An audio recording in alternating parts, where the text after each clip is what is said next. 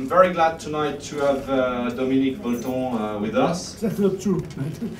For several reasons, even though it's a bit of a job for to accompany him for 2 to 3 days, especially because 2 days has become 3 in fact, because he likes Macau so much. But this is great.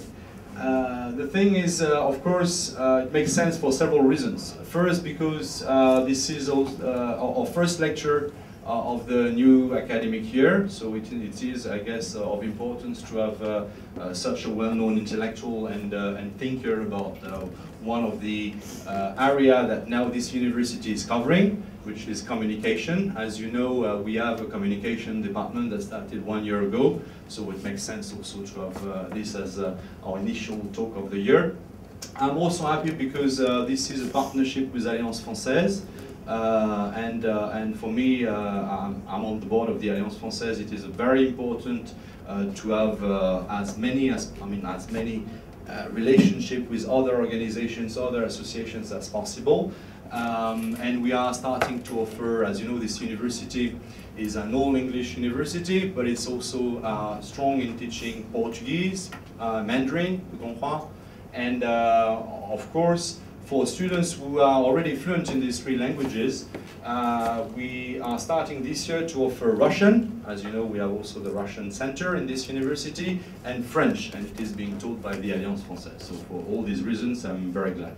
I'm also very glad because our students from the Master in Government Studies are attending this class tonight, and they are at the moment enrolled in one of the model on globalization and governance. So I guess the talk of tonight, even though it is more specifically on communication, has got a lot to do with the impact of globalization on the world. So for this also, and I thank all the students for coming tonight. That's my 3rd point. I think I will stop there. I'm just going to introduce, because I'm not the speaker tonight, I'm just going to introduce the speaker briefly, because I hope you all read the short presentation. So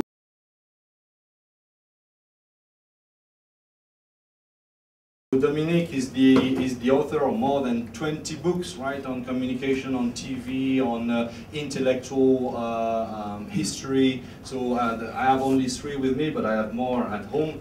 The latest one, one of the one that was really, I guess, made quite a splash was L'autre mondialisation, so published in 2004. I forget. Well, it's one every year, so it's difficult to keep track. And the latest one is this one, which is a short one. And it's going. So this is going to be the topic of tonight. Informer n'est pas communiquer. I put the French first because Dominique is going to speak in French, and he will explain why, although he can speak English. And I will be doing a consecutive summarized translation, which is more work for me for sure. And so to finish, what is very important regarding Dominique is that he's now the head of, he's the head of 2 things. One I didn't bring, I should have brought it because especially I'm involved in it. He's the founder and the director of a very important academic review on communication in France that started in 1988, which is called Hermès. And I co-edited the issue number 55 on the civil society and the internet in Asia, in East Asia.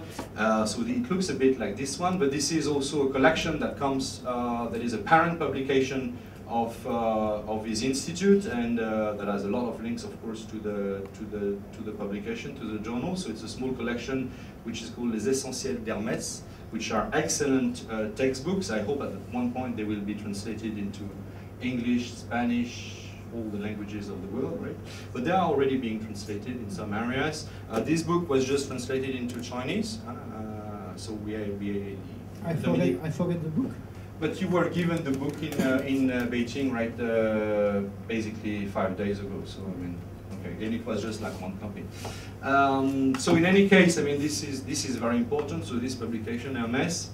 And the other thing is, of course, Dominique is created the first institute for communication science in France, that's starting back in 2007, and that has got now a proper building on its own in the 13th district of Paris, which is also very important for us because this is where the Chinese community lives, mainly in Paris.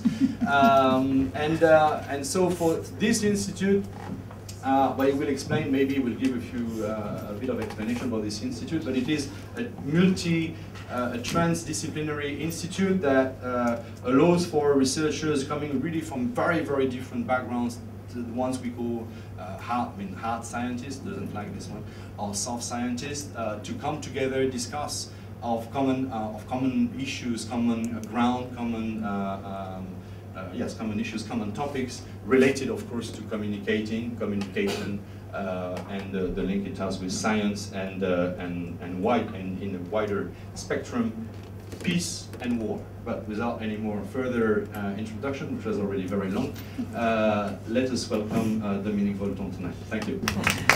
Merci, je suis très content d'être là. Alors, pourquoi je parle en français et pas en anglais? Parce que quand même, je parle plus facilement en français qu'en anglais, c'est sûr. Et comme je mène dans une bataille pour la francophonie dans le monde entier, je préfère faire les conférences en français avec une traduction en consécutif. Évidemment, là, c'est un peu particulier parce que c'est pas du consécutif en chinois, mais du consécutif en anglais. Donc, c'est vrai que c'est un peu différent, mais c'est un peu une position politique puisque je me bats pour la diversité linguistique et la diversité culturelle. Alors, je crois qu'il faut sauvegarder la différence des langues et des cultures. C'est pour ça que je préfère les conférences en consécutif, même si c'est un peu plus long. C'est plus long, mais c'est plus humain, parce que le public peut communiquer en général dans sa langue naturelle. Là, évidemment, le cas est un peu différent, parce que c'est l'anglais comme langue de médiation, mais le principe politique est le même. Surtout dans les domaines de la communication, les mots sont aussi des concepts, des visions du monde, et je crois qu'on a intérêt à accepter la lenteur de la traduction comme justement la condition de la cohabitation. C'est une idée sur laquelle je vais beaucoup revenir. Je crois que la plupart du temps, communiquer, c'est cohabiter, et non pas partager forcément. Et du coup, le temps de la traduction est un exemple de la nécessité du temps de la cohabitation. À propos des traductions, c'est vrai que Informer n'est pas communiquer vient d'être publié par la maison d'édition de l'Université de la communication de Pékin, qui est la seule université de la communication en Chine. Et il va y avoir Sauver la communication qui va être publié en chinois aussi en novembre, et l'autre mondialisation qui insiste sur les enjeux culturels de la mondialisation qui sera traduit au mois de mars. Donc il y aura 3 livres qui introduisent ma théorie de la communication. Ce qui m'intéresse en fait, si je prends un symbole, Hong Kong et Macao, ce sont des très bons exemples de la lenteur et de la nécessité de la cohabitation culturelle, puisque l'empire de la Chine c'est immense, Hong Kong et Macao c'est tout petit, mais vous avez avec Hong Kong et Macao 2 illustrations de cultures complètement différentes, tradition britannique, tradition portugaise, face à l'immensité de la Chine. On peut trouver que c'est inutile, je pense que pour l'avenir ce sera très utile. Et plus il y a de globalisation et de mondialisation, plus les messages vont vite, plus il y a de techniques de communication, plus on va s'apercevoir justement de l'importance de tous ces petits territoires qui sont dans le monde et qui sont dans des cohabitations de cultures et de sociétés différentes, parce que justement ce sont des exemples de la difficulté de la communication. La mondialisation, c'est 2 choses à la fois, une extraordinaire ouverture pour les affaires, pour la circulation des messages avec les techniques de communication. C'est un formidable facteur d'ouverture, mais c'est aussi un facteur de globalisation. Plus, et c'est le sujet qui m'intéresse, plus il y a de facilité de circulation des messages, plus on réalise la difficulté de la compréhension interculturelle. Et c'est ça le paradoxe de la mondialisation. Les messages, les finances, les hommes circulent, sauf les immigrés, et l'incommunication culturelle augmente à la même vitesse. C'est ça la question théorique qui m'intéresse. Il n'y a aucun rapport entre le nombre de techniques de communication de plus en plus rapides et le fait que les individus, les groupes, les sociétés, les cultures se comprennent ou sont intéressés mutuellement les unes par les autres. On aurait pensé que le plus grand nombre d'informations circulant dans le monde, sur les autres sociétés, les autres cultures, les autres religions, pouvait créer plus de tolérance ou de curiosité mutuelle. On s'aperçoit au contraire que la plupart du temps, ça renforce les stéréotypes et la méfiance des peuples les uns avec les autres. C'est exactement l'inverse de la logique de la communication.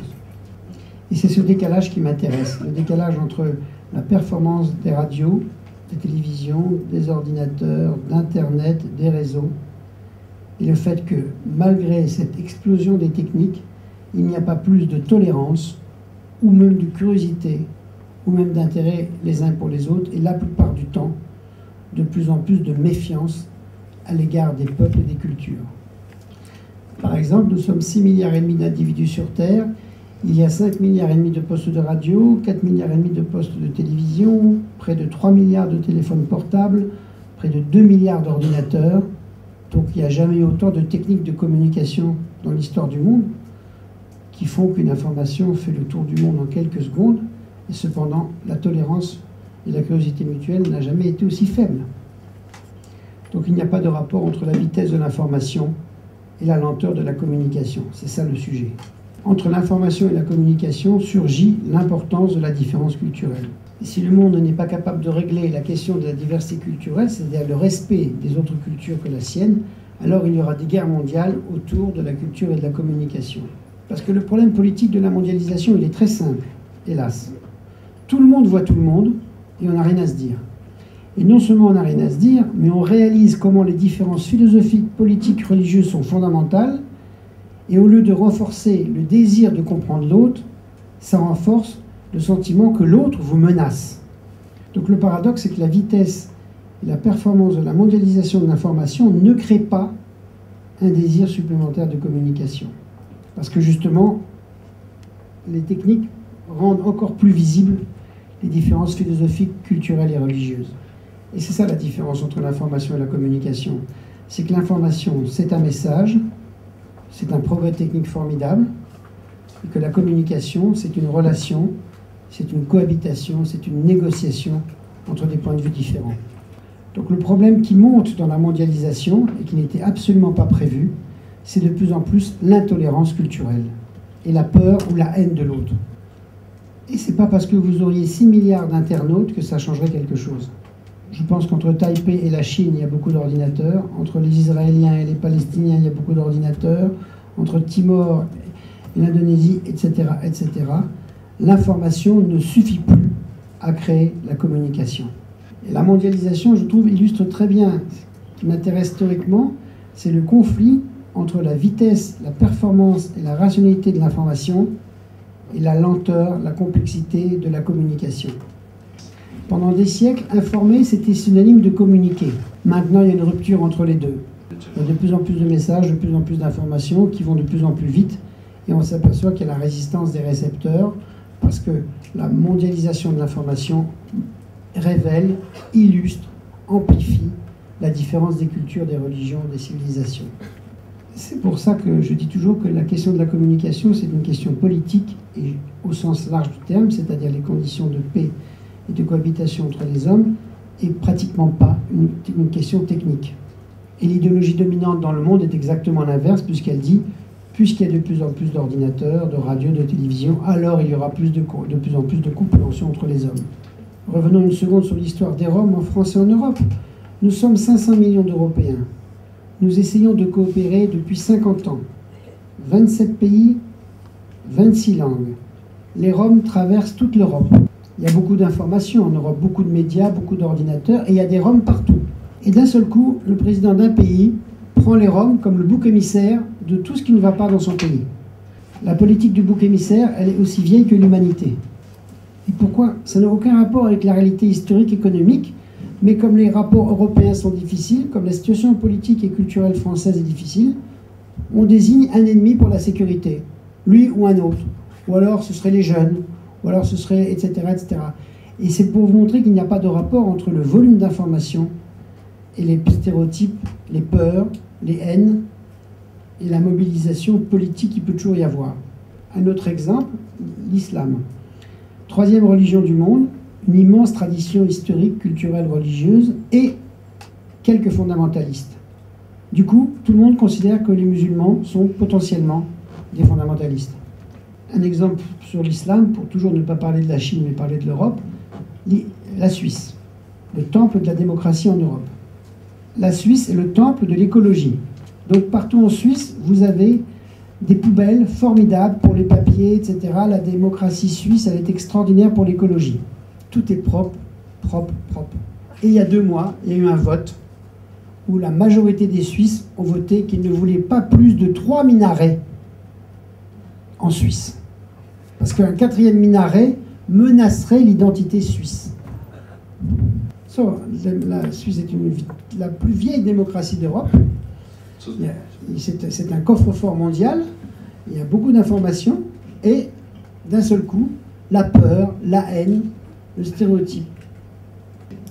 Et c'est ce décalage qui m'intéresse, parce que c'est un décalage qui est créateur de conflits. Je vais dire ma phrase autrement. Pendant 3 siècles, l'information et la communication, c'était des facteurs, c'était des symboles de rapprochement des hommes. Des générations entières se sont battues pour la liberté d'information et de communication. Et ça continue parce que dans beaucoup de pays du monde, il n'y a pas de liberté d'information et de communication. Et en même temps, et au moment où il y a de plus en plus de techniques formidables, efficaces, radio, télévision, ordinateur, on réalise que l'information ne suffit plus à faire de la tolérance mutuelle et du rapprochement. Voilà, c'est ça le problème politique du XXIe siècle. Comment arriver à se tolérer, à cohabiter ensemble, quand toutes les différences sont visibles. Pendant des siècles, les hommes se sont battus pour toutes les raisons du monde, et la première raison, c'est qu'un homme ne supporte pas celui qui lui ressemble, et il supporte encore moins celui qui ne lui ressemble pas. Et le monde devenu plus transparent, comme il montre beaucoup plus les différences que les ressemblances, au lieu de rapprocher les points de vue, risque d'exacerber l'hostilité mutuelle.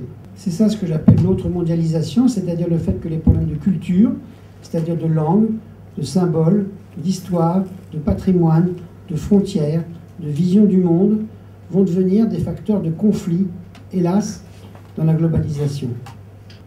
C'est pour ça que il va falloir respecter, et c'est difficile, respecter de plus en plus la diversité culturelle. Ça ne suffira pas à faire la paix, mais c'est une condition fondamentale. Et la première condition de la diversité culturelle, c'est de respecter la diversité linguistique.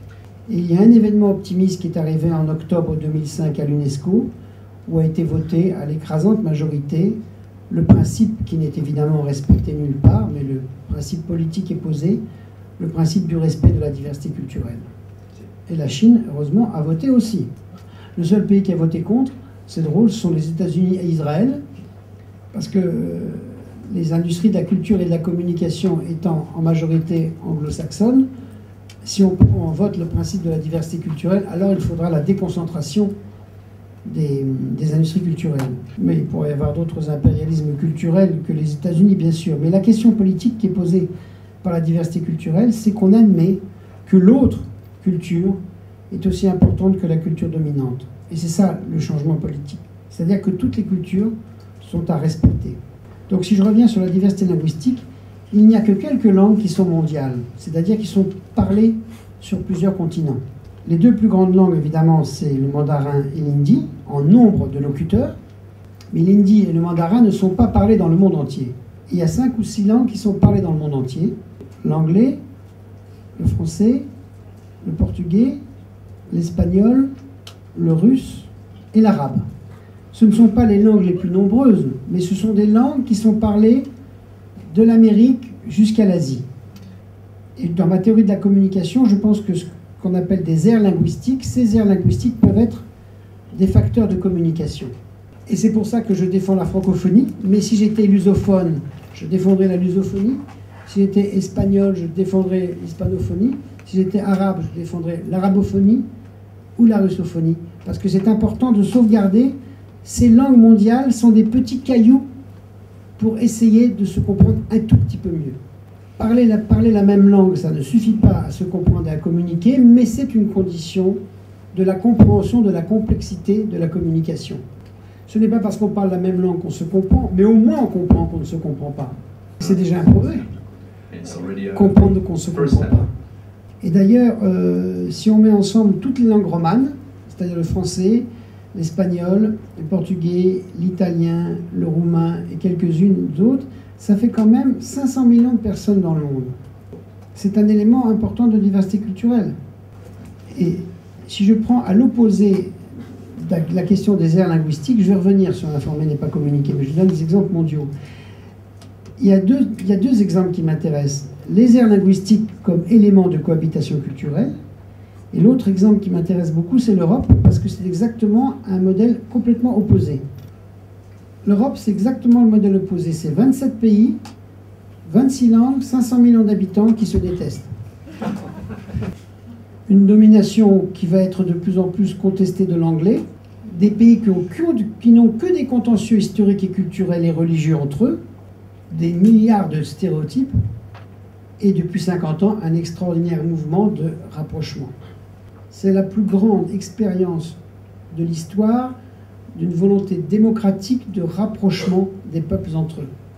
Et plus l'Europe va se rapprocher, plus il va falloir développer, parce que personne ne parlera 26 langues en Europe, plus les identités linguistiques vont se réveiller, plus il faudra produire des industries de la traduction culturelle en Europe pour justement organiser cette cohabitation culturelle pacifique. Partout dans le monde, l'industrie de la traduction, c'est une des conditions de la paix. Mais personne ne croit ça. Parce qu'on dit que la traduction, ça coûte cher, évidemment, c'est des êtres humains. Il y a toujours des milliards de dollars pour acheter des ordinateurs, il n'y a jamais des centaines de millions pour payer des traducteurs. Or, pourtant, les traducteurs sont exactement des hommes et des femmes qui ont un rôle essentiel de passage entre les cultures et les philosophies et les sociétés. Donc le jour où à l'ONU, ou à l'UNESCO, ou à l'OMC, on dira que les industries de la traduction sont aussi importantes que les industries de la finance, peut-être qu'on sera près de la paix mondiale. Parce que la traduction, c'est exactement la preuve de la difficulté de la cohabitation culturelle. C'est la prise en considération du temps, parce que ça prend du temps de traduire, c'est un facteur de légitimité des cultures, et c'est un travail d'intelligence. Mais aujourd'hui, tout le monde préfère les 500 mots d'anglais, la vitesse des ordinateurs, plutôt que la lenteur de la traduction. Le problème, ce n'est pas l'anglais. Le problème, c'est que les autres langues et que les autres cultures continuent leur histoire. Et je pense que la question de la cohabitation des cultures, qui est la question de la paix et de la guerre du XXIe siècle, illustre très bien pour moi la question théorique de la communication. Et je conclus. Informer n'est pas communiquer, ça veut dire quoi? Ça veut dire que le message, c'est toujours plus simple que la communication, parce que le message, c'est l'unité, la communication, c'est la relation. La différence entre l'information et la communication, c'est la place de l'autre. C'est la reconnaissance de la place de l'autre. La question de l'altérité. Si on reconnaît l'autre, alors à ce moment-là, la communication, c'est une négociation et une cohabitation avec éventuellement la paix à la sortie. C'est pour ça que la communication, c'est toujours une question politique et jamais une question technique. Voilà. Et que dans la communication, le plus simple, c'est la technique, le plus compliqué, c'est l'homme. C'est pourquoi nous adorons les techniques. Fini.